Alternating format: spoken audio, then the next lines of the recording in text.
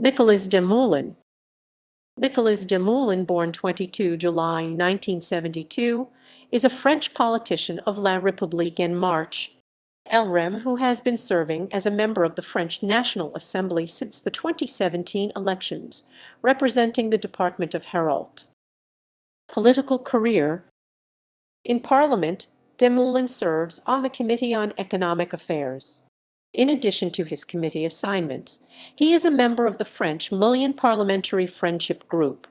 Since October 2018, Démoulin has been serving as one of 5 deputy chairpersons of the LREM parliamentary group under the leadership of Chairman Gilles Legendre. Political positions. In July 2019, Démoulin voted in favor of the French ratification of the European Union's Comprehensive Economic and Trade Agreement CETA with Canada. References